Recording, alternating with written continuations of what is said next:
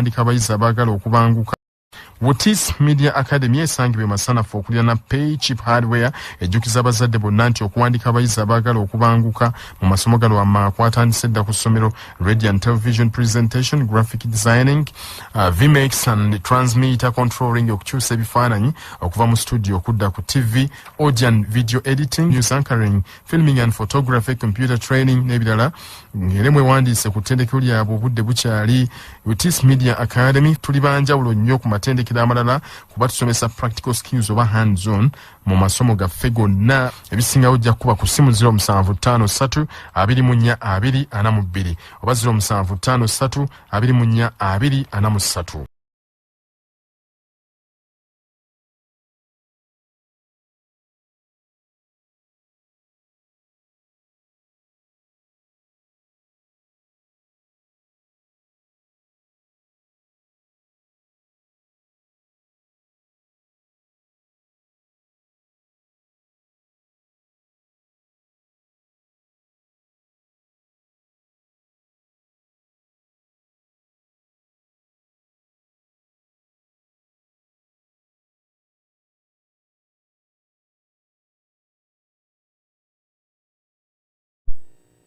Morning Kampala and a good morning Uganda, good morning Africa, and good morning the world at large. Welcome to Behold Africa, your early morning talk show. As a matter of fact, for some of us, it is our favorite early morning talk show. What? Favorite? Because this is where you get all the information that you miss out around the world, here in Uganda and in Africa. On Behold Africa, we talk about everything and everything. What is trending? What's the news that you don't know? What are those stories that you don't know? And what are those videos that you might be interested but you might not have sourced for yourself? I welcome you once again, and I am your host, Jude Klein, together with my co-host, Now show Brenda. Good morning Africa, good morning everybody watching us live. We welcome you, and today is a Friday. As usual, we are here live exactly 7 a.m. up to 8:30 to bring you some of the stories that are happening all over that you missed out, and you just have to get them here on Behold Africa. Behold Africa is brought to you by the Fundamental Rights and Protection. We say your rights matter, and they're there to protect them for you. Please don't forget to share the link as always, and comment, because when you comment, that's when you air. It's like you're airing out your view. We shall be here, and we're here to discuss with you, and you also tell us how is it out there, how have you planned for the weekend, especially when you're eagerly waiting for that Monday. You know what is happening on Monday? For me, every time you talk, what's happening on Monday? First, tell me what's happening on Monday. You know, after 2 weeks, the president told us after 2 weeks. Right. After 2 weeks. I'm more excited about the weekend.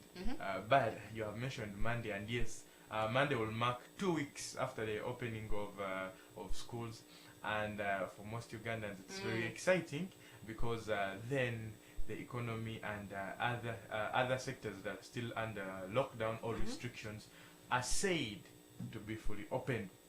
Now, we still do await, of course, to hear from either the president or his spokesman or one of the ministers to come and give the official remarks. Yes, we're waiting. Because remember, he said, and I quote, some of these things are going to be reviewed. And you know, most of the time when he says that, he might come back with something that is controversial to what he said initially. So we still do await to hear that, you know, especially, I know Brenda has brought up this one here, we're looking at curfew. Yeah. People have been missing nightlife. Nightlife, happening life altogether. And not only nightlife, because people have made missing the happy life, the fun life, the happening life, where people organize concerts, where people go for bars. Because even there are those who go during the day, depending on how you're planned, how you're working. Even there are those who go, they don't have anything in the wallet. There's somebody who told me I have to go, whether I have no money or I have money out. So what are you going to do if you don't have money? They will kwetega. You know that word kwetega nowadays? Kwetega Right. But yes, we still do await for the full reopening of the economy as it was proposed on 31st of of December, that was of last year, when the president told us 2 weeks after the opening of schools, the rest of the economy shall be opened. And of course, the resumption of schools was on 10th of January. That is this month. 2 weeks. That marks exactly 2 weeks ago, and that will be on Sunday. But yes, hopefully by Monday we shall be seeing the full economy open. That includes the removal of curfew. That means you can walk at any time, you can travel at any time, and you shan't have any problems. Currently, of course, if you're caught past the curfew hours, you will suffer consequences.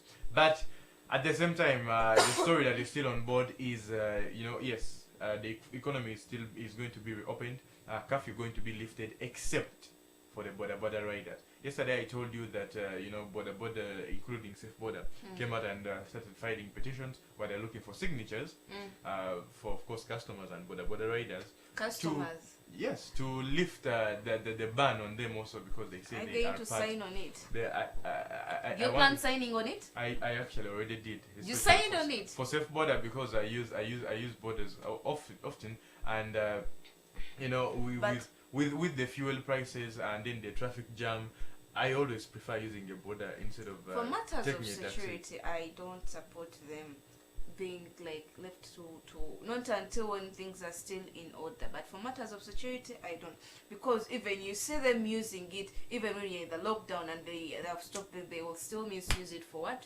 For safety reasons. They use it for crimes. Those who use for theft and all that. So for matters of security, I still am hesitant on them. Well, as I've said, for me, it is not because of security. Yes, I know one way or another, matters of security are very, very sensitive. And yes, borders, motorcycles in general, not necessarily borders. When we term them as borders, we seem to be attacking the business, not the means of transport.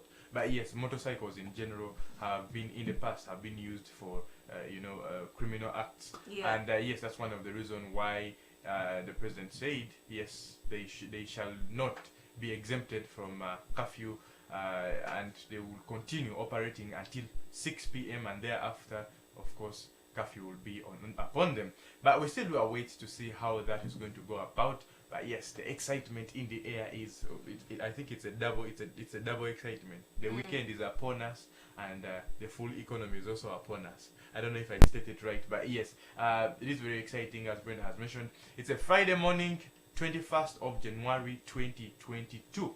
And you know what Friday is? Friday is officially the weekend opener. We call it the weekend eve. So, what are your plans on this day, and what are your plans for the weekend that is upon us? In a few hours, you shall be in the weekend. That means, kicking back and resting a little bit. For some of us, it might not be necessarily resting, because we are always working to bring you the latest around the world. So even if it's a weekend, we might still be out there sourcing for what to give you on come Monday. And yes, the talk on Monday could be all about the reopening of economy. But we shall not go into Monday, because Monday is not yet here. But what we can talk about is what's happening today, what happened yesterday, what happened while you were sleeping, right here on Beyond and Africa. And you can always also predict what will happen. That is why we give you the insight of what will yet to come, that has not even yet to happen, or what we expect to happen. You all don't get that anywhere apart from your own Behold Africa. As usual, bringing you those stories as Jude has told you, that you don't need to miss. Please don't forget, the parents, I remind you, bring your children, and even the children out there, the students who are willing to learn what we are doing. You want to do what you have been waiting it for a long time, and maybe you are limited in terms of strategies of money and all that. You have a chance, another opportunity to come and get the education for free. They say education is knowledge and power. The difference here is you're only not getting education and knowledge, but also you're getting the hands-on skills, where you get to do the things that in daily life you do it practically. Leave alone when you just have to write and do the theory. Don't just forget about. Just come here on Youth Academy. It has provided you all that course for all those who need editing of videos and all that. Just come here and inquire more. They will be willing to help you. So straight away we begin with our news, and usually we start back here, because you cannot start from abroad unless you maybe start within your country. So we begin with our news, but it's on a sad note. Yesterday in Kasenge, where we have 3 people lost their lives in an incident of where there was a power electricity short that shook them, and they lost their lives there and then. One was a mother together with the daughter. I think the daughter was 6 years. Yeah, they said it was 6 years. And also there is also another girl who lost her leg around 14 there. So that the story is that because of how you know how it is in Uganda, poor wiring, however much our women has come in and they've been doing they've been going on to monitoring and getting those who actually what they call power theft. They've been also ongoing all those activities. They continue with them, but still they still have those loopholes where people still even steal power, and leave alone even stealing, but they do the poor wiring. Where they do poor wiring, somebody passes a live wire across his house, from one point to his house, and in between there, people are using it, which is not right. Because if you do it like that, they always tell you, before you do any wiring, first get the approval. And you're not even supposed to do these things are supposed to be done with the people who are skilled and the experts. Professionals, Yeah, yes. the professionals who know what they're doing. But you just go ahead, you're getting something temporarily. Yeah, you're going to have a lightning, but you're endangering your life, even the lives of your neighbors. Because today you sometimes you may say "Nkola chimpisao," but still you are doing what you now look at this scenario where the lady was, I think she was hanging her clothes on the wire, and she was shocked by electricity power. She was shocked. And now in the incidents where the 14-year came in to help her, to help the lady, you know how power is. Yes. You touch me, it just keeps on traveling. You become a vessel. Yeah. So I think she also touched the lady, and she also became like she also got shocked with the electricity power. Now in that cafe, you know how children are. So even the other young girl came in and saw what is happening. She came and held the other one who was the 14-year-old, and she also got electrocuted. Yeah, well, sure. It is a very, It's very a sad sad note. story. Yes, as Brenda has mentioned, this happened in our district here, Wakiso, which is not very far from our capital Kampala, just a few kilometers. And it's on a very, very sad note that that happened. This is a mother and child plus a 14-year-old, so an adult and 2 children. I always say the next generation is for the children, and the country is for the children. So any loss of life, is very, very sad. And we just send out our condolences to the families of these individuals, and I hope something is done about it by the officials to safeguard the communities from such instances from happening. We have seen it happen in Uganda a couple of times, and it's always sad to hear such stories. Yeah, we have seen it happen, and hopefully, because just that I saw the spokesperson, was it Olemo? Yeah, Olemo, the spokesperson of Omeme, talking about the incident. Yeah, he says you keep on monitoring, but these people go back. When you leave the incidents, they will go at your back and they will do the poor wiring for their own sake, which is wrong. But still, we believe you have to continue. You don't have to stop, because this is what you're supposed to. This is the service you're offering to the community, and you're supposed to be following up and monitoring well. As Judah told you, we just send our condolences, and we feel sorry for them, and we believe at least the government should do something about it, because this is not good. Now, in other news, we have a news where we all know we're in a crisis of fuel shortage, and the prices have raised a lot. That I don't know what percentage are we on, what amount. Right now, Is it 20? everywhere, I don't think we have reached 20, but in and around Kampala, and of course around almost the entire Uganda, the talk on everyone's lips is the fuel prices shooting up, and this is because of the shortage in delivery of fuel from our neighboring country Kenya into Uganda. Now, yes, Brenda has asked for what is the current price of fuel. On average, It's how much? on average per liter is now 5,000. Okay. Across the entire country. Okay, on that's average. the average. Now we have a problem here, where I heard somebody saying it or mentioning it out. Where that is what they display, and that is what you will see. But when you approach them, they will tell you some other amount. I've had that story like not once from. So you should also be keen. And if you don't want, you leave, because you may even feel like that you are cheated on this the particular petrol station. When you go on the next, and even It's they the charge same you story. higher. Yeah. And here you don't have any chances, because You never know even fuel may, because there are even some fuel petrol stations which are no longer that they just close because they are out of fuel. So just have to you take your chances. But we pray and hope this problem is solved, because it's not good.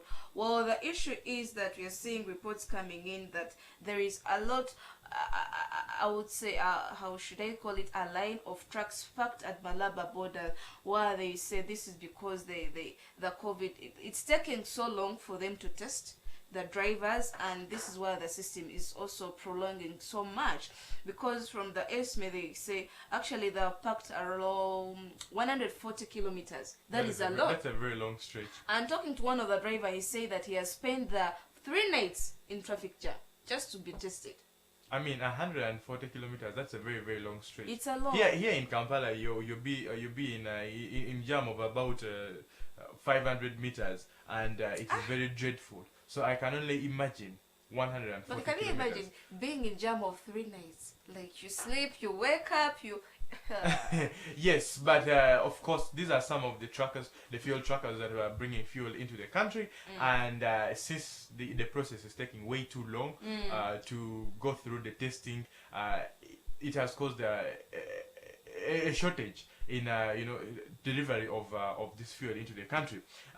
Also, the complaints that are coming from these truck drivers is because some of them, of course, it is mandatory for them to do the test because it's their first time doing the test. But some of them already have the COVID certificate of testing, the negative certificate from the country of origin, which is Kenya. Yeah. But on reaching the Ugandan border, they must test for the second and time. that is where the problem is, because sorry, talking to one of the drivers, he said that it doesn't make sense being tested in Kenya.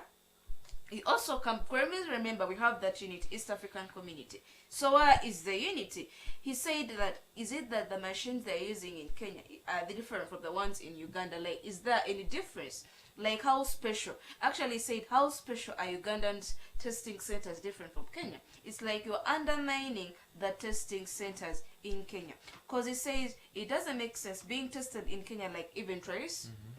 Then you cross back, not even crossing, like you park along the way, waiting to be cleared off just because you need to be tested. Again, not even long, like, because now they say you're supposed to be tested.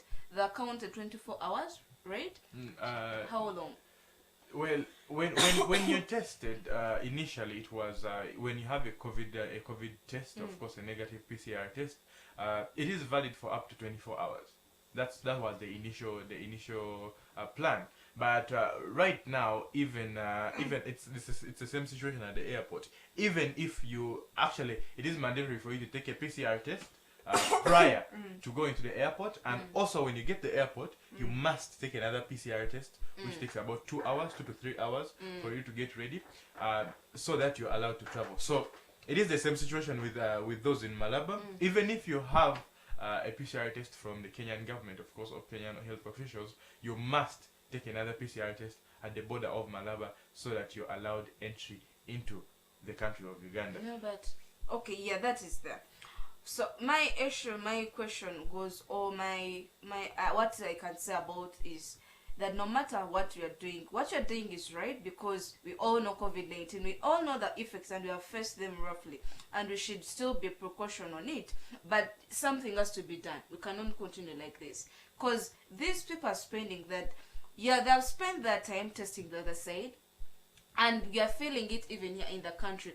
So we are even forgetting now COVID. Now we are facing the challenge of the economy, where things are even hiking more and more because of the prices in fuel. Not only fuel, but even the trucks parked there at the border. They are bringing in goods here in Uganda. So I believe something has to be done. Just like in March when they closed us, this same scenario happened. It's not the first time it's happening, but I believe this is even worse. That's why you've been seeing prices increasing. So in March when it happened, the drivers, they protested against it. They say this is too much. And that's when they closed it for some good time. Not until I think they came up with a solution. And it worked. So something has to come up on, I believe. But we still do await to see how this plays out. But just some of you, of course, talking about it might not give you a full visual of what we're talking about. For that reason, we have a report for you, a video that we're going to play for you to give you a closer look on what's happening on the Malaba-Ugandan border, about the truckers, we have already mentioned 140 kilometers of trucks. This is traffic jam, which is a very, very long queue of cars. But yes, for this matter, it has caused the shooting or the rise in fuel prices here in Uganda. One way or another, the Ministry of Energy, the Ministry of Transportation and Works have both come out and said a thing or two about this issue and what's to be done about it. But it all revolves around the double testing of the truck drivers who are entering Uganda through the Malaba border. But let me play for you this short clip and you get a visual on what we're talking about. Here is a short report for us. It has been the same setting for days now. Endless queues of trucks stranded at the border between Kenya and Uganda. The usually busy Eldoret-Malaba highway was almost at a standstill on Wednesday. In the vehicles building up, drivers waiting to get tested for COVID-19, some for the first time and others for the second time. They have to take a test at either side of the border. The World Health Organization could help us by giving drivers a unique certificate which can be used to travel to all East African countries without worries. This certificate would help us follow other protocols to protect ourselves and others from COVID-19. It would really help us make our work easier. The traffic build-up, which started weeks ago, has now extended to 140 kilometers. It has generated delivery delays and a lack of understanding among long-distance truck drivers. We test for COVID in Kenya and get a certificate, then cross to Uganda where we are forced to test again and pay. That has become a challenge because why are we supposed to pay since we have already tested in Kenya? What is the difference between the equipment they are using to test in Kenya and in Uganda? That is what we don't understand yet. Since trucks are stuck in tailbacks, an oil shortage continues in Uganda. In May 2020, truck drivers protested against tests being carried out on both sides of the border. It led to the closure of the highway for almost 3 weeks. Yes, that is exactly what is happening at the Malaba-Ugandan border. Upon entry of the truck drivers to the country of Uganda, they are required to take a mandatory PCR test before they are granted passage into the country. Well, that is anyway. We said what we had to say about it, and I believe they will do something about it. Now we go into other news in Ghana. We are seeing some of the sad stories coming in from Ghana. And while we saw a huge explosion killing many of Ghanaians, let's say, which is on the side note, because when you look at the story, it's not something you would want to undermine. And this is alleged that it was from a truck coming in from a mining truck that was going to one of the mining centers that collided with a motorcycle, and this is where the explosion happened. Well, they say a lot of people lost their lives. And the rescue is ongoing because even they decided to make some of the surrounding nearby churches and also some public areas to at least accommodate these people all the survivors who are involved in the incidents. Well, it's a calling that it should be remembered because sometimes they say this is not even the first time it has happened. So when you look at it, I believe. But as I told you, the nearby centers are being used to accommodate these people who manage the survivors and everybody involved who was engaged in this sad story. Yes, the president also came out and, of course, issued a state of emergency, to the public. And this is, I'm going to just read for you, and probably they are going to show this to you in court. The president of Ghana came out and gave a report. Reference to the earlier emergency public notice, the police have taken charge of the situation, providing security to enable the emergency workers, including the Ghana National Fire Service, NADAM, and the ambulance service to manage the situation. Of course, it was an emergency because we have seen a couple of people lose their lives from this explosion. Yeah, it said about 100 people lost their lives from this explosion. Yes, and also the president came out. I have received a briefing of the circumstances that led to an explosion in Apiati, near Pogoso, in the western region, resulting in the loss of lives and destruction of properties. I hope they are displaying this for you so that you read it for yourself as well. Belonging to residents, it is truly sad, unfortunate and tragic instance, and I extend, on behalf of the government, deep condolences to the families and the deceased, and I wish the injured a speedy recovery. The Police Armed Forces and the National Disaster Management Organization are coordinating efforts to contain the situation, and I have also instructed NADAM to see to it that rapid relief is brought to residents of the town. Government will spare no effort to ensure a rapid return to a situation of normalcy for residents in Apiati, and that is what the president had to say. Now, of course, it is very sad that we are seeing the loss of lives due to this explosion. I'm going to be playing for you some of the videos that were taken from the sites around the explosion. Of course, there's a lot of destruction and debris and property damage, as the president mentioned in his tweet. But above all, the loss of lives, which is very, very sad. And of course, those who are injured have been taken to the hospitals to be taken care of, as others are still being recovered from this debris. But yes, that is what happened in Ghana. It is a very, very, very sad story, and Brenda mentioned that it's not the first time. Yes, it's not the first time that this has happened. Almost the same instance happened back in 2015, where we again saw an explosion of a tanker that killed a couple of people back in 2016. But the government is working hand in hand with the firefighters and the law enforcers, the police, and so many other entities to correct the situation and put everyone to rest, and also help those who are desperately in need. Now we come back a little bit to COVID, and where we are seeing the CDC, of course, this is in terms of on the African continent, have come out and said, you know what, the COVID vaccines are the ones that we are receiving have a short shelf life.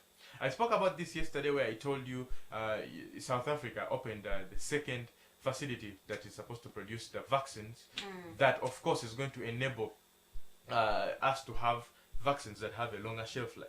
I also told you that the reduction of the shelf life of these vaccines is because the transportation, the acquisition, the transportation, and the delivery, and also administration kind of takes a very long time.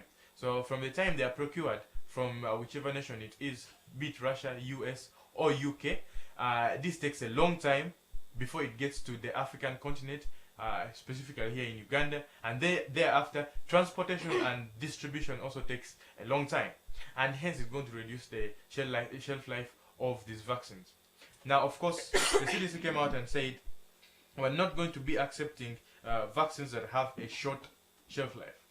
Of course, yeah. When you look at it, you're playing with the taxes of the people, of the nation, of the citizen. It's the same taxes that they use to purchase this vaccine. Not until when they come in and they're like, hey, you expected you have vaccines in the country, and they tell you that expired. And not only expired, but I would say almost half of what they put in is expired. What does it? That's why at one point I said, can they make something long-lasting that we don't need to look like to see a short time of frame where these vaccines expire? So with this, and I support this, we should not accept them. We should not. Yes, because last month we saw about the Ministry of Health here in Uganda was going to destroy about 4,000 units of these vaccines because they were expired. That is a very, very big number, 4,000. That's close to 500,000. Even, was it Nigeria? Yes, last year at the same time, Nigeria also destroyed over 1 million doses of the vaccines because they were expired. So yes, one way or another, at least the CDC has come out and said they're not going to accept any vaccine that has a short shelf life. That is to say, of course, it has to take a longer time to expire. So when you look at it, it's not supposed to be taking, and hopefully because I believe science, they always come up with something. I heard there is also another vaccine. No, actually, it's supposed to be a tablet that they're introducing here in Uganda very soon. So we are awaiting for that very eagerly. When we get the full information and details, trust me, we shall share with you, our viewers out there. Well, we go into other sad note, and today's news, I believe it's full of sad stories, but that is how we woke up to this early morning with these news that we gathered, and we wanted to share them with you.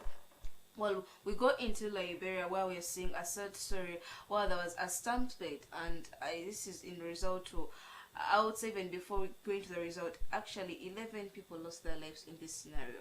11 children. In 11. total, about 29. Yeah, 11 children. You're looking at 11 children, and out of the 20, okay, actually 29 lost their lives, but out of the 29 we have 11 children. We have also a pregnant mother. We also have some elderly person they mentioned. So it's like a total, but it's a sad note because they say these groups of people were into church actually, how on Thursday night at around 9 p.m.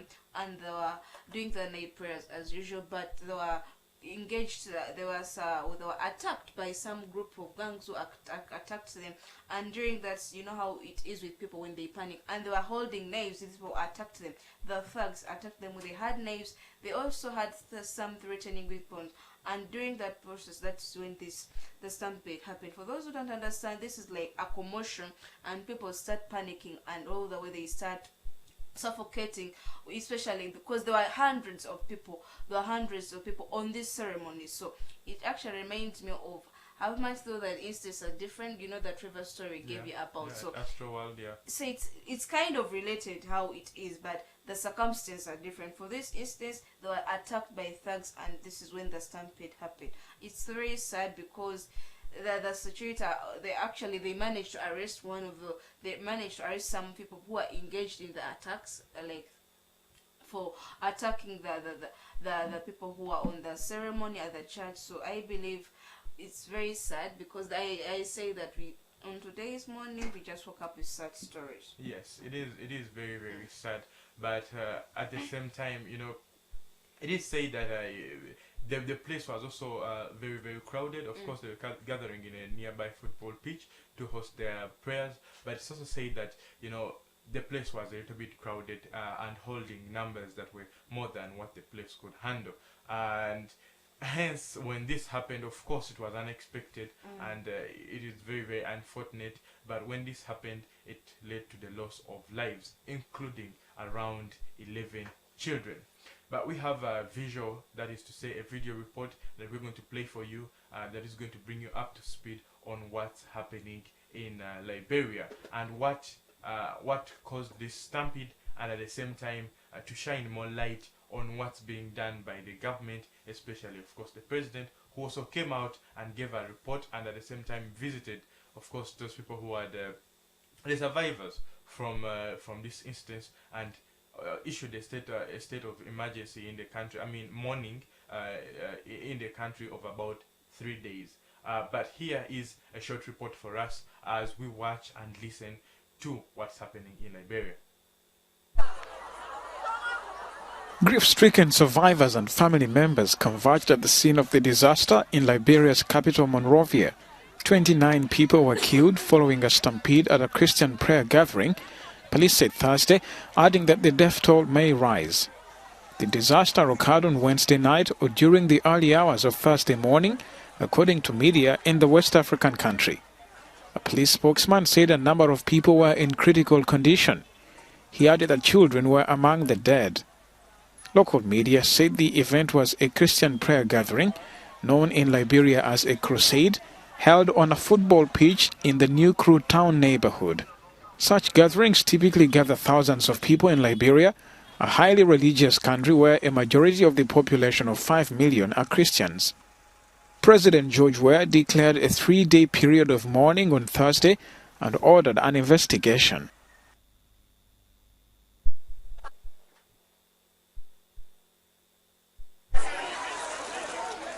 Liberian President George Weah visited survivors of a deadly stampede. On Thursday, he was at the bedside of the 15 victims admitted to hospital. They were the few attendees of a religious gathering locally known as Crusade who made it out alive. A very sad day in our country and a tragedy. I want to express our sympathy to all the families that lost their loved ones. So going forward, we will make amends to make sure that those who are having crusade will make sure that if the space is there for 10 people, it should be 10 people.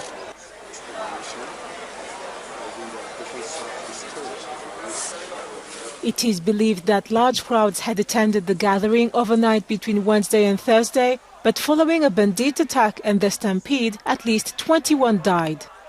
When the service finished, the group that was leaving met with another group that was running away from criminals. The two groups got together and people started dropping. Some started stepping on others. Those who couldn't make it or who had short breath went unconscious, and people started dying. The disaster occurred in the poor suburb of New Crew Town in capital Monrovia. Many being in critical condition, the death toll remains provisional. The president declared a 3-day period of mourning and ordered an... That is what's happening in Liberia in relation to the stampede that happened as of yesterday night. It is very, very sad, and we send out our condolences, of course, to those who have lost their lives, and pray for solace to their families and the survivors from this very instance. Yeah, that is what we had for you. All that said in Liberia, which is very sad, and actually the officials came in and they say they're going to try, it's a calling, it actually awakened, then they're going to follow up so that next time, in case any gathering is organized in any place, that is, if the place is supposed to be taking 10 people, actually there are 10 people who are there, not only leaving people to crowd in a place which is very few for them. Well, that is what has that say. But we go into our last story. That is why seeing court ruling against the gay community in Namibia. And actually, I would say even here in Uganda, what did we say? The president actually didn't support that bill. No, the president in Uganda, His Excellency Yoweri Kaguta, has always been against that. And at one point, of course, he had several interviews, and still up to this very point, he does not support that bill. And he says as long as he's in power, that bill shall not pass. But yes, in Namibia, the court, of course, the court ruled out this. Of course, the bill was to pass the gay rights for the gay community in Namibia, but they ruled against it as of yesterday. Namibia is not the only country in Africa, just like Uganda, of course. We have seen Zimbabwe also rule Nigeria also ruled against the gay rights. Although one of the countries that has the bill was passed was in Algeria, where of course for them the gay rights community actually took on and they took the case. But yes, in Namibia as of this morning, for them they ruled out. They ruled against the gay rights, the gay community in Namibia. And it should be noted, this was after filing a case that was filed by two couples who filed a case where they were supporting, they wanted at least to be recognized in the community, the gay community. And reading the couple, they are known as Daniel Gashu and John Porteguia. And also the second couple known as Annette Siela. We also have Anita Siela. Now these are couples. I'm mentioning them a couple accordingly. So they filed a case in that side where they were applying for a work permit, one of the couple, and they didn't accept it because how can you be a couple married to your same spouse and you're applying for a working permit? So they didn't their application was not approved. So that's when they went ahead and like, hey, what are we on? They had to go on the court and appeal for this, and now they say however much the court has ruled against this, and they have said they have not approved it, but they're saying they're planning to go ahead. They're going to reappeal again in the upper court. Of course, in the Supreme Court. Yeah, in the Supreme Court. So I believe do we have a video for this? No, not for today. Yeah, we don't have a video for this, but we promise you to bring it next time, and more stories to come when you have more stories about this. But we have, our time has gone for this first session. Just stay tuned, you're going into the trending stories coming up. Stay tuned.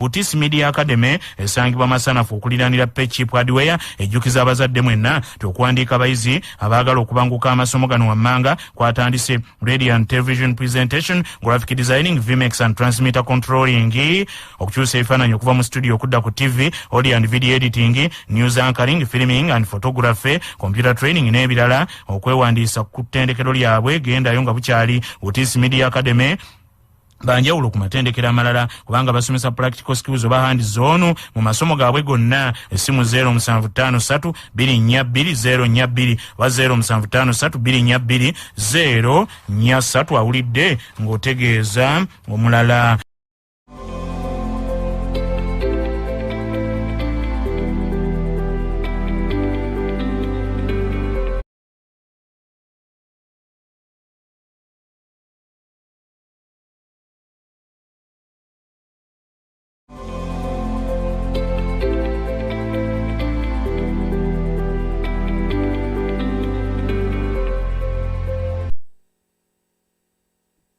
Short commercial break. You are in that exciting segment, which is the trending stories. In the trending stories, talk about everything and everything. What's happening on social media? What are some of those rumors? What are some of those facts? What are some of those stories? What are some of those videos that caught our attention? We bring them right here on Behold Africa in our segment, the trending stories.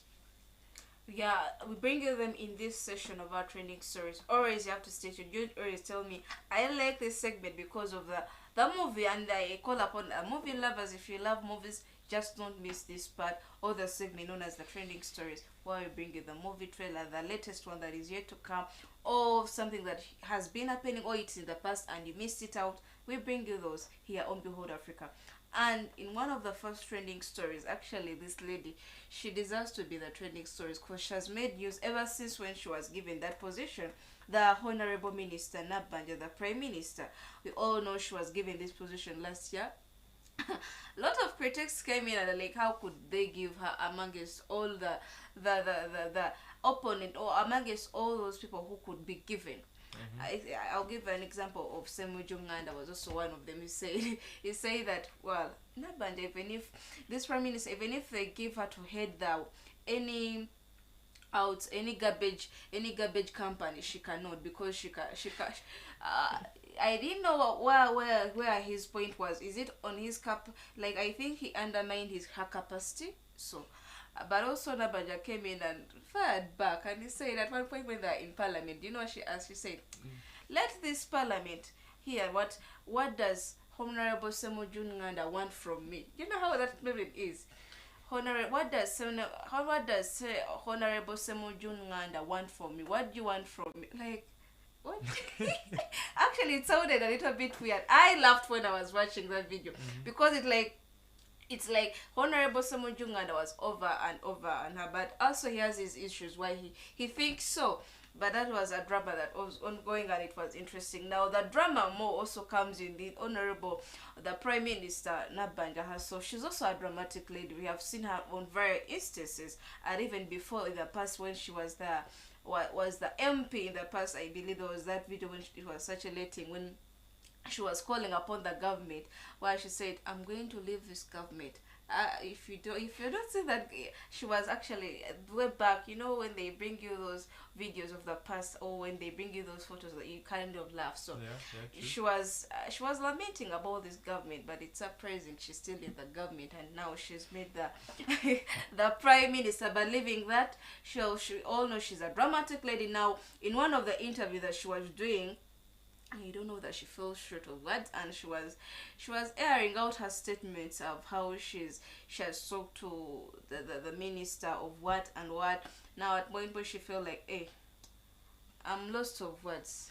this is during, of course, an interview, and as we know, an interview is supposed to be something that is taken seriously. And at the same time, of course, this message was supposed to be serious because it was to be taken to the general public and the entities that were involved. That is to say, she was addressing, of course, these issues which are in Uganda about fuel.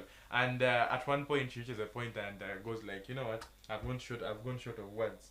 And tries to lean back on her seat to, recollect the words in her head. And not knowing that she's seated on maybe misbehave in the wrong time. It caught her off guard, but the whole thing is really dramatic. And this video is circulating all over, but I would say I'm here to see more drama from this lady, trust me. And that is why she makes me happy, apart from whatever she does, because she has come out and she has shown us what she's a hard-working lady. Even the shorter time she has been in power or in that position, she has done, and we have seen her work. So I remember they have their own shortages, but I believe. So I like how she balances that too with the drama and the community. It keeps us busy. Let them play for you that video and you see. Going forward, I have instructed the Minister for Energy, the Honorable Nankabirwa, to direct the Commissioner in charge of Energy to investigate clip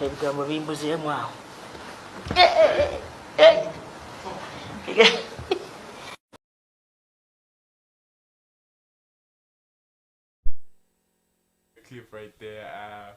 For those of you who want to view it one more time, well, we shall be playing it for you probably in a loop so that you watch it. But it was just a funny instance for us here in Uganda. That's why we have decided to share it, because it was a very funny instance. It's funny and dramatic, and this, I believe, it's going to circulate more. I believe anybody out there who watches it, because you actually you would think that these people that are into a serious conference and everything is in put, but I think she also thought maybe they're going to cut it out because it was not a live ceremony. But you know how journalists are with everything. They can always cut out that part where you are funny and they will bring it out to the public. So yeah, well, it has given us a good laugh as of today and yesterday. So yeah, and laughter keeps one healthy and young. So we do appreciate Honorable Nambanja for this laughter. What if she fell down for real? I'm just imagining falling down and the legs just move up.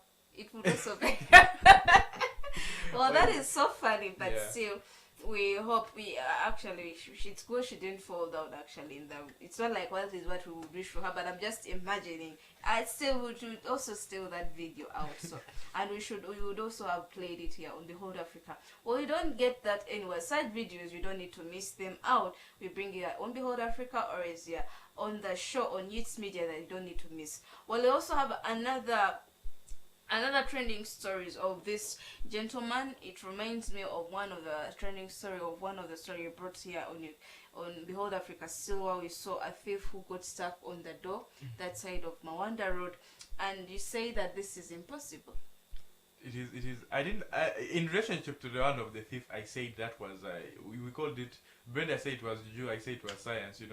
It could have been super glue or anything else. You said super glue. Yes. But now also in this other instance, where we also talked about couples, we have seen various couples who get stuck in the process, and yeah, you say there is also that. Psychology, scientists also have that. There is a way they call that, and now here we have that. We have a clip that we're going to be sharing out. If you have kids, maybe, but kids are at school right now. Yeah, true. Kids are at school, so yeah, one of the couple, I think they were into that activity, and suddenly they got stuck in the activity as they were busy. when you are in your own world, you're enjoying it, not knowing that you cannot get out of that world. You're locked. I like the brain that terms it when you're in that world. Which world? That world. Which world? You don't know the world. Trust you. I would like to be educated to which world we are going to.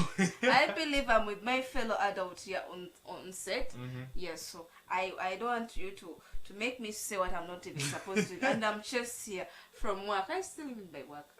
All right, I don't want to lose you from this set either. So I'll just assume the world that we're talking about. But yes, this couple was getting intimate when the unbelievable happened, where we have seen instances.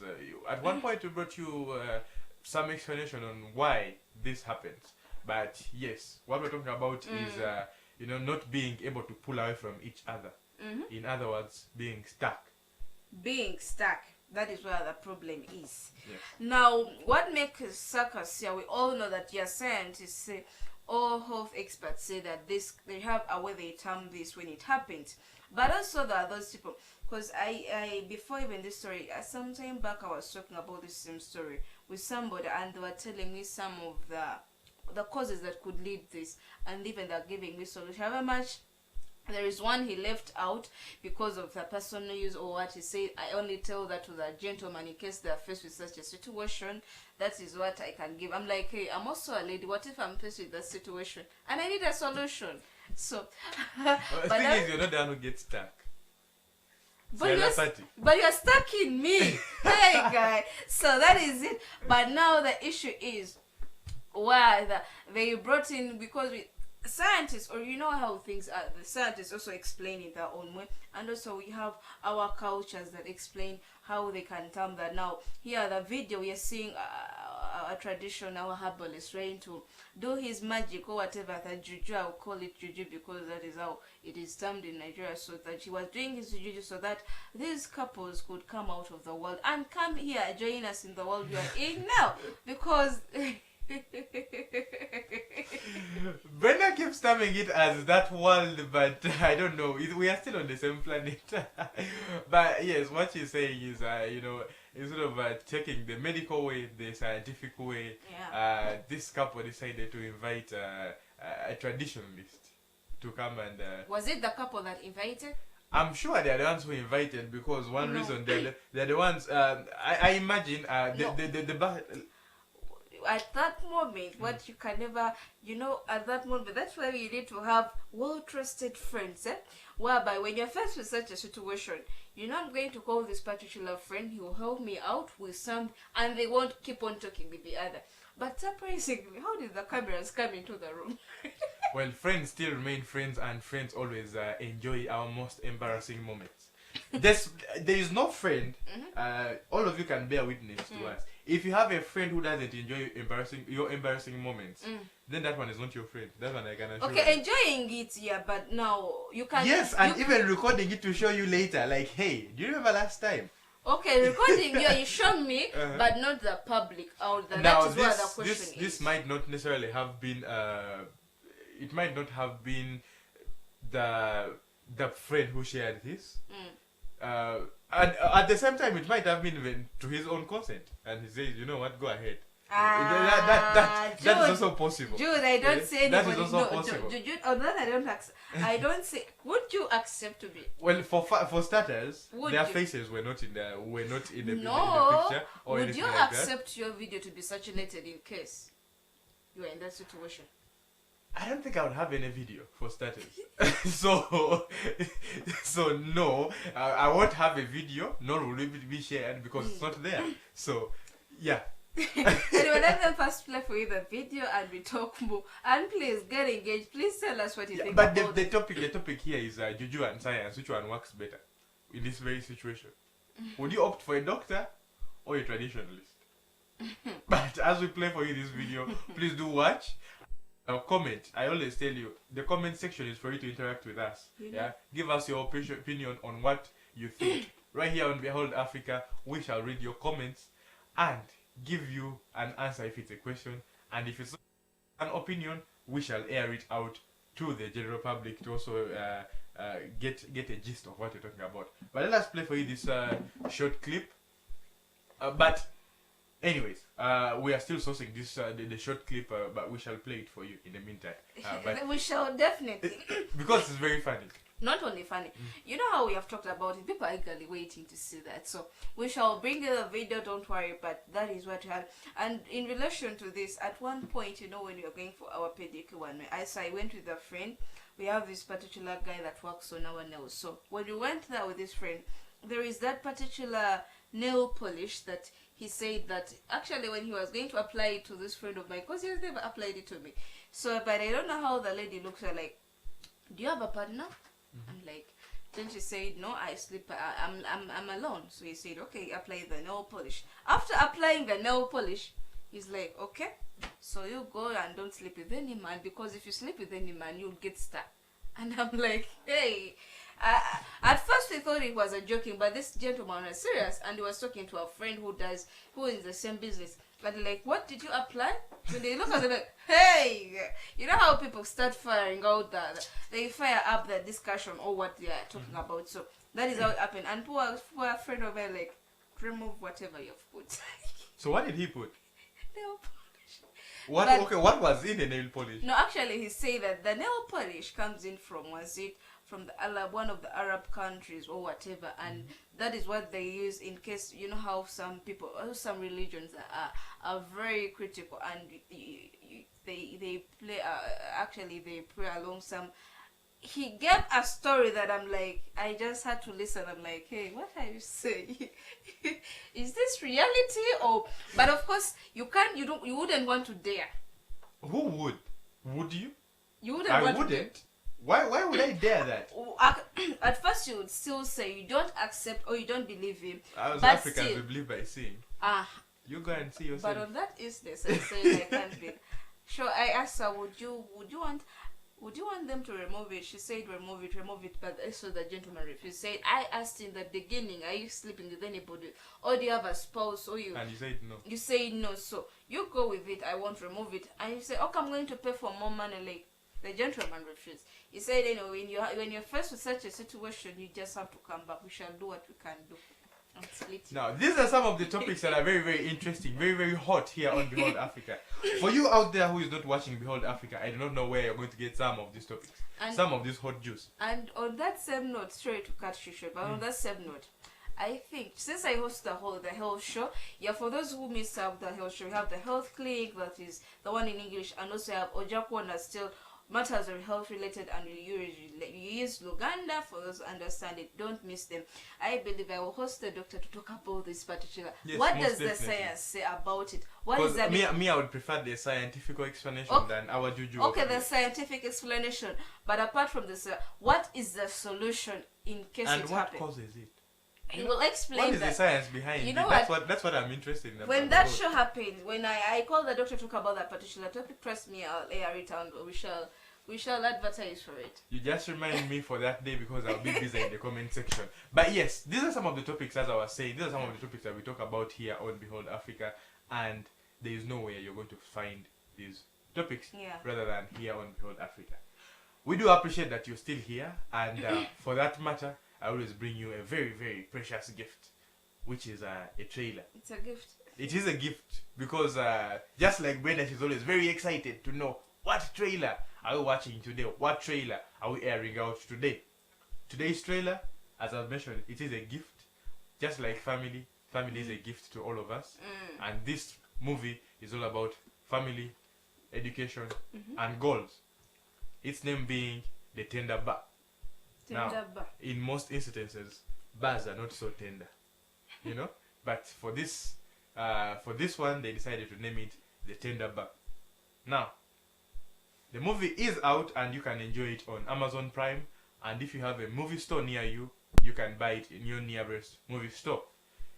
But let me play for you the trailer. We come back and talk a little bit about it. Here is The Tender Bar, the trailer. And for those of you who want to enjoy it, please go and stream it on Amazon Prime, or you can enjoy it by buying it from your nearest movie store. It is out and it is to be enjoyed, but that has been The Tender Bar, the trailer. And as I mentioned, it is about family, education, goals. For those of you who want to get more insight, I tell you go and watch the movie. As you have seen, it's a very, very interesting one. It also has some romance, so yeah. For the lover boys and lover girls out there, please go do enjoy. But that has been the trailer, The Tender Bar. And our segment of the trending stories comes to a close right here. It's usually a sad moment from Brenda over here, because this is one of her favorite sections in Behold Africa. But just like everything else, it must come to an end. I appreciate that you're still here on us, on Behold Africa with us, but don't go anywhere. Keep it locked, because we come back with other stories in the top world stories. You are still on Behold Africa, but for now, we go into a short commercial break.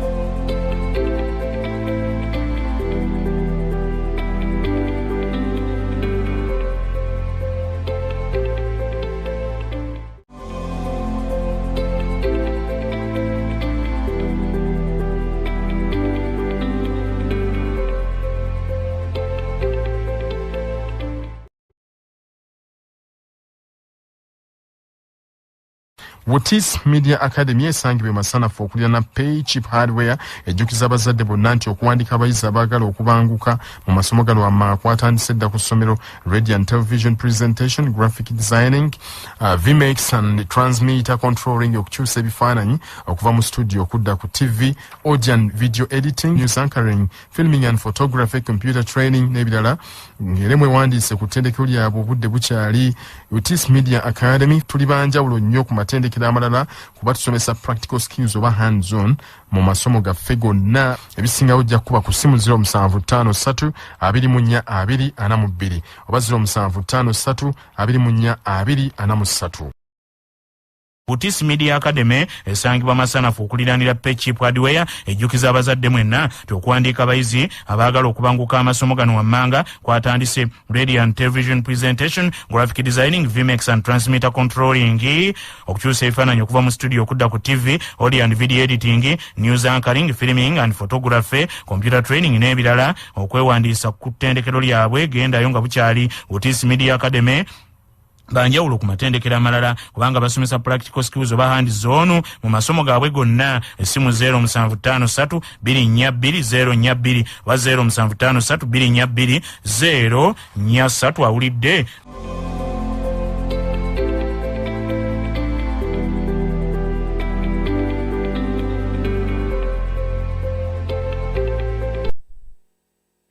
You are still on Behold Africa with me, Jude Klein, and my co-host Navshao Brenda, and we appreciate that you're still here up to this very point. This is our last segment, which is the top world stories. In the top world stories, we talk about everything around the world. This is current affairs, politics, trade, and everything else. The story that we're going to start with is one that has been ongoing for the past couple of months. We started it and we still keep up with it up to this very point. The story I'm talking about is the one about Russia and Ukraine, whereby Russia has put up a stand that Ukraine shall not join NATO. It still stands by its word, because we're seeing that Russia has deployed over 100,000 soldiers at the border of Ukraine for an imminent invasion, if at all Ukraine is allowed to join NATO. Now, of course, several countries, including Britain and US, have come out and warned Russia against this. They say if Russia is to invade Ukraine, they shall suffer a big blow. Of course, the blow might not be necessarily fire on fire, but in terms of economy, trade, and relations. But at the same time, they also say we are going to support Ukraine in case you actually invade. We are going to be behind them in one way or another. Now, Britain has also come on board as of yesterday. We said, yes, last week, Britain came out and said we are behind Ukraine and we support Ukraine up to the very end. And they say they're not going to actively take part in this war. For now, it's just a cold war between the two countries. They say they're not going to take part actively, but we shall offer support. And we are seeing this come to life. Yesterday, Britain sent about 30 elite British troopers to train the Ukrainians in how to operate one of the missile scramblers that they gave to Ukraine. Of course, this is to help Ukraine also prepare for anything that is to come. That is to say, if Russia decides to take on, to back up their words by, say, we shall invade, if at all. Of course, they have not come out and specifically say they are going to invade Ukraine, but Putin is president of Russia, is against the idea of Ukraine joining NATO, and he says he shall not let that happen at any cost. But even if he doesn't right now, at this point, I would say he doesn't have any say. He was the first to, okay, not attacking, but he was the first to take a move. And a move that is so alarming, and so, there is a way, in Luganda, like, he was the first one to shoot first, because actually when you put something that is so daring to me, that is something you're like, daring, what can I do? And him applying or sending out his troops on the border, what did he mean that? Because ever since he did that, it has created very much panic, and also creating that fear that there may be a war that arises. But now, from what we are at this stage, because I've been giving you the story as brutally from the beginning, when the troops were put on the borders, up to where now where you're seeing the Ukraine people, or the Ukraine being trained, or the UK coming in to train the Ukraine troop, and they say that even offering them, actually the president, they say they're going to offer them weapons. Now I'm seeing they're offering them 2,000 weapons, anti-weapon, which is it's like they're already prepared for war. Yes. So it's already, I would say the war has already fired about, and him coming up with say he's not supporting them joining Ukraine. Does he have any say for them to join? Like, at this, does he have anything to say about it? Yeah, well, that is the reason why he has deployed all of these units at the Ukrainian border, because he's against the idea of Ukraine joining NATO. But as I've mentioned, several countries, including Russia, including UK, which is Britain, and the US and Canada and several others, are against the idea of Russia deploying its troopers at the border of Ukraine.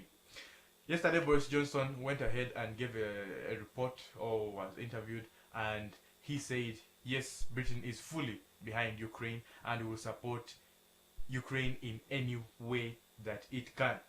Let me play for you a short clip, and you hear it from, I usually say it's better to hear it from the horse's mouth, yes, so that you hear what Boris Johnson had to say about it. At the same time, Joe Biden, yesterday I told you Joe Biden also said, we are fully behind Ukraine, and we shall not let this slide.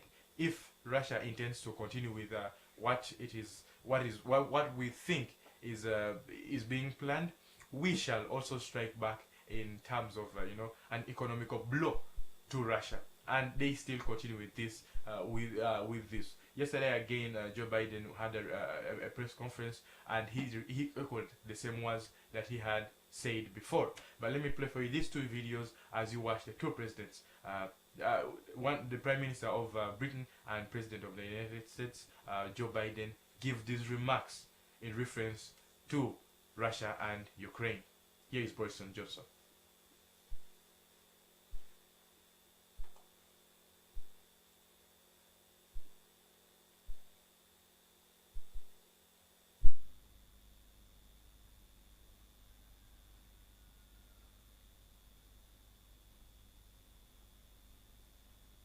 Передала Збройним силам України чергову партію військового озброєння. Цього разу в Україну надійшли нові протитанкові засоби. За надану підтримку та висловив сподівання щодо подальшої співпраці. Євгенія Гордієнко, Єгор Далієвський, Військове телебачення.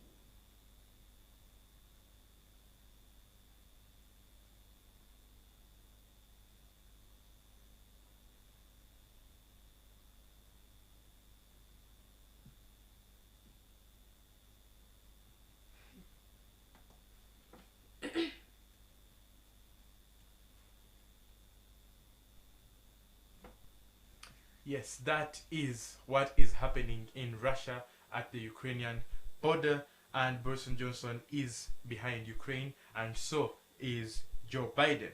Now, it doesn't stop here, it gets even more intense. As of yesterday, yes, Joe Biden said Russia will pay, and I quote, Russia will pay a heavy price if it invades Ukraine. These were his words. as you have heard them in a statement.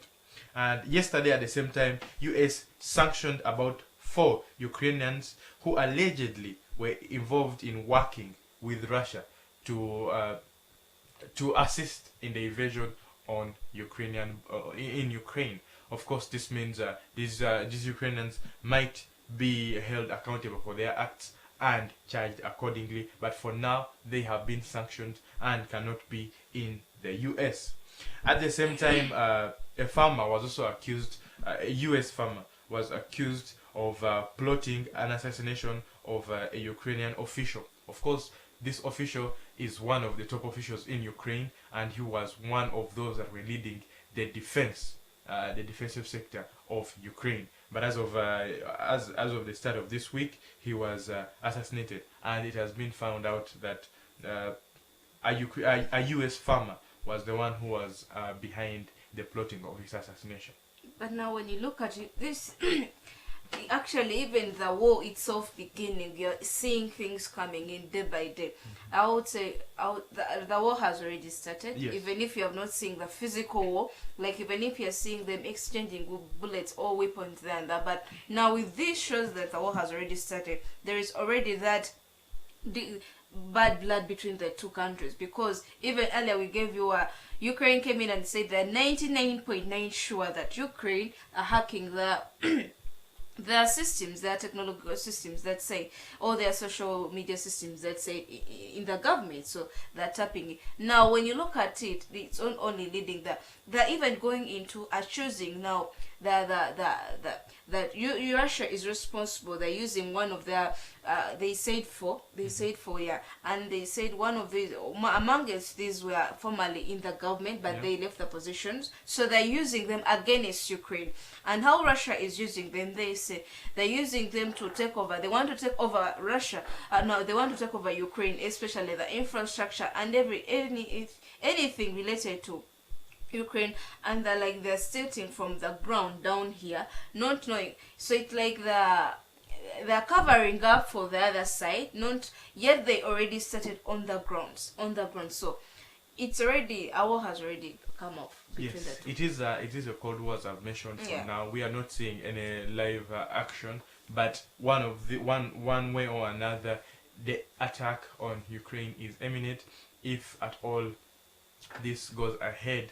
And yes, I told you yesterday, Biden was asked the question if he thinks the president of Russia is really going to go through with his intentions, and he said yes, I'm sure he will attempt to go through with his intentions of invading Ukraine, but we shall not let that happen. However much he said he doesn't have any plans of doing so, because we have seen various meetings ongoing between the two, especially President Putin and also other country presidents, like talking about this same issues ever since it happened.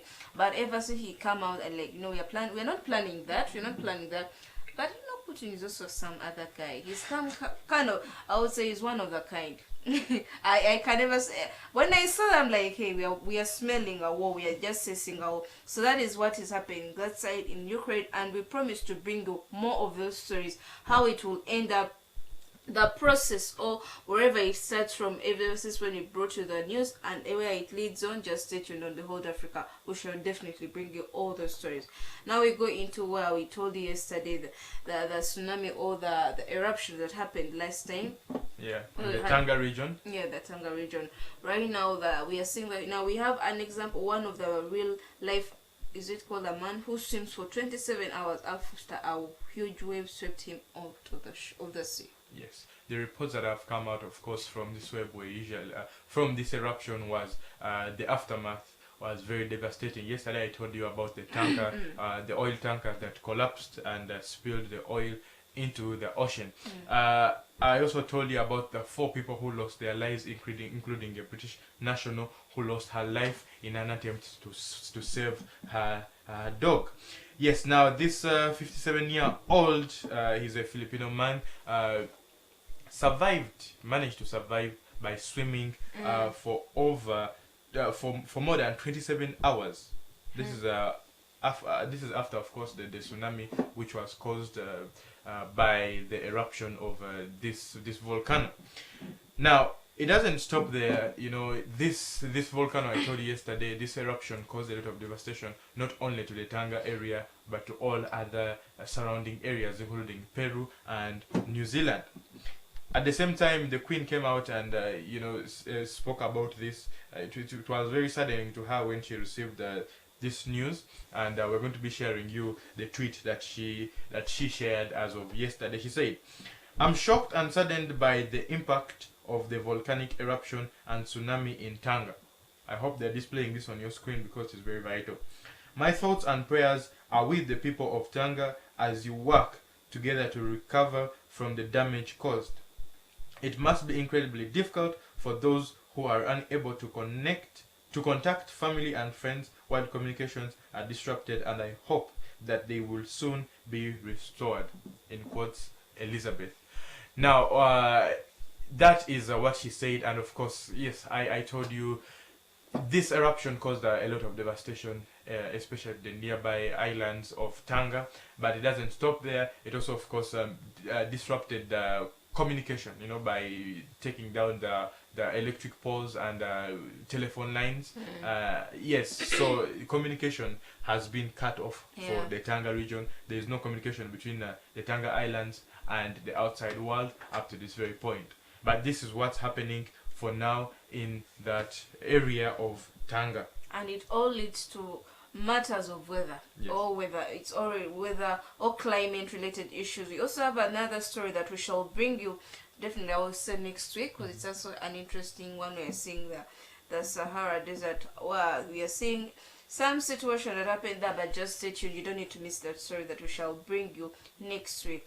And that marks the end of our news that we had to bring you, but we end it up with the sports lovers. We have a sports news for you. Yes. Now in the sports updates, we're seeing in the NFC a heavyweight champion, an African champion, came out and spoke about why we have very many African champions who take on the heavyweight championships, but no events are held in Africa. He spoke about this during a press conference that was held in Zimbabwe.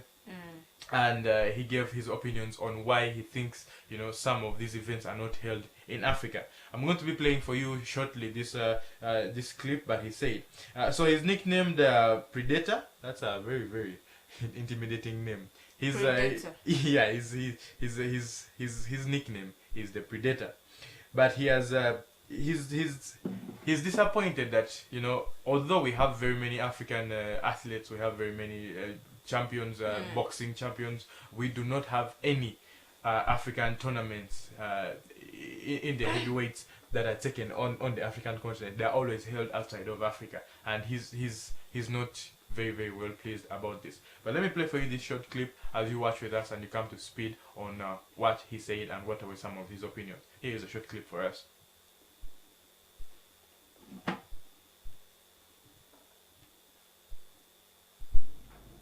Francis Ngannou was upbeat as he looked to defend his heavyweight crown against former training partner Cyril Gane this Saturday at UFC 270. Nicknamed Predator, Ngannou dismissed his rival as a joke.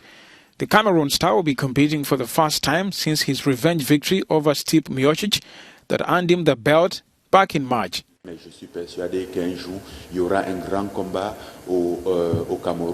sure one day there will be a big fight in Cameroon and in Africa for Cameroonians and African people. It is impossible, it is unacceptable that despite having 3 UFC champions, Africa doesn't host major events. Ngannou's opponent is currently undefeated in the promotion. The Frenchman earned his shot with a victory over Derek Lewis and has been produced as the latest talent from Ngannou's former gym in Paris. It's definitely the biggest fight of my career, certainly the biggest fight for French fans, but I believe also the most important for MMA fans and heavyweight fans. So it's a bit special, very strange and funny at the same time, and I really appreciate the buzz around me. Ngannou's clash with Gane takes place late Saturday at the Honda Center in California. The pair have never met in the octagon prior to this clash, with Gunn looking to become heavyweight champion in just his 8th outing in the UFC.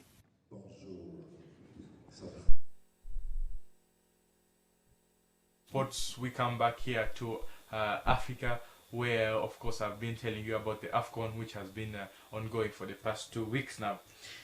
And I give you some of the updates from yesterday's matches, where we saw Ivory Coast and Algeria. And this was a clash that I spoke about with Brenda some time back, and she asked for my opinion. I don't know if you remember the country that I told you I had my eyes on, between Algeria and Ivory Coast. Ivory Coast, was it Ivory Coast? Most definitely, she remembers. I said I had my eyes on Ivory Coast, and indeed, it did me good. Where we're saying Ivory Coast took the win with a 3 goals to 1. That's against Algeria, of course. They won them 3 goals to 1. Also saw yesterday Sierra Leone take on Equatorial Guinea, and I was disappointed by Sierra Leone, and they were beaten a 1-0. We also saw Gambia take on Tunisia, and Gambia managed to steal this win. Mali took on Mauritania, and Mali took the win. Now, what are the standings in the AFCON? Remember, after this week, to today's matches, actually not today's matches, yesterday's matches marked the end of the qualifiers, and up next are the playoffs. This is the round of 16. Burkina Faso is going to play against Gabon. They are going to be the first match, which is going to be on 23rd, and these are going to be knockouts, of course. Then thereafter, Nigeria will play Tunisia, Senegal will play Cape Verde, Mali will play Equatorial Guinea, Guinea will play Gambia, Comoros will play Cameroon, Morocco will play Malawi, and Ivory Coast will play Egypt. Thereafter, of course, whoever is knocked out goes home, and whoever goes through will go into the quarter-finals. I still do await to see who is going to emerge victorious, but I will give you some of the countries that I expect to see in the quarter-finals. I expect to see Ivory Coast in the quarter-finals. I'll be disappointed if Ivory Coast doesn't go through, but keep in mind Ivory Coast is going against Egypt. Now remember, I had told you Egypt is very, very good and is performing to its best of potential. But I would like to see Ivory Coast in the quarterfinals. Cameroon and Comoros, Cameroon might come into the quarterfinals.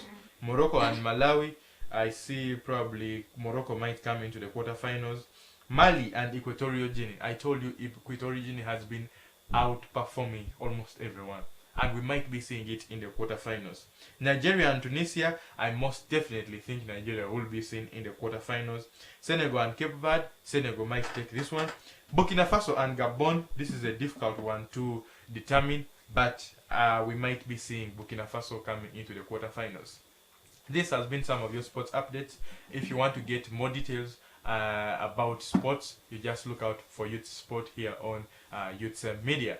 You are still on Behold Africa, but for now, we close up this show, and we hope you have a very, very good weekend. But for today, we appreciate that you have been with us all the way from the very beginning, and we wish you a very, very happy weekend and hope to see you on Monday. I have been your host, Jude Klein, together with my co-host, Navshal. Brenda, enjoy your weekend, but enjoy it wisely. Don't and forget. responsibly. And responsibly, as he has told you. For those who are going for the happening, we wish you all the best, but don't lose yourself in the process. See you next week. Bye-bye.